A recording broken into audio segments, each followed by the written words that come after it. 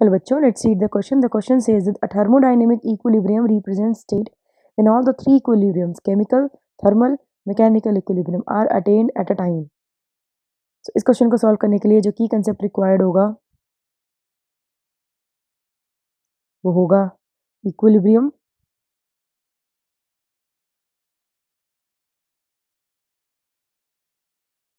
इसमें chemical, thermal, mechanical सारे आ जाएंगे और दूसरा थर्मोडायनेमिक्स, जिससे हम इसको रिलेट करेंगे.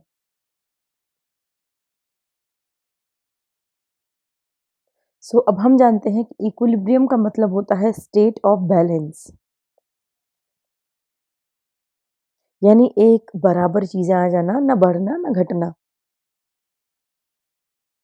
अब जब बैलेंस हो गया है सब कुछ, तो उस केस में क्या होगा कि नो अनबैलेंस्ड पोटेंशियल,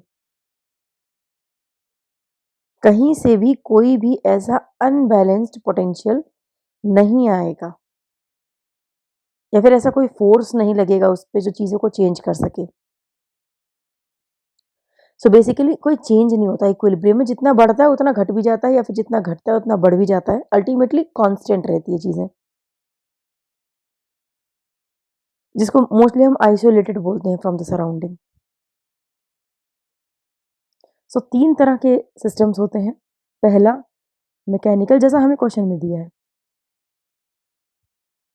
मैकेनिकल जिसकी हम बात करेंगे. दूसरा थर्मल जिसकी हम बात करेंगे.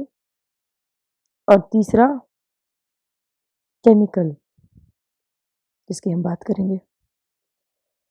सो मैकेनिकल, थर्मल और केमिकल इक्विलिब्रियम होता क्या है, पहले तो ये देखते हैं. मैकेनिकल इक्विलिब्रियम में no external force is present, और से pressure is present. Constant pressure पे होती, कोई एक्सटर्नल प्रेशर नहीं होता, तो हम कहते हैं मैकेनिकल इक्विलिब्रियम आ गया. Similarly thermal equilibrium when no change in temperature occurs, जब टेम्परेचर में चेंज होना बंद हो जाता है तो हम कहते हैं थर्मल इक्विलिब्रियम अटेन हो गया.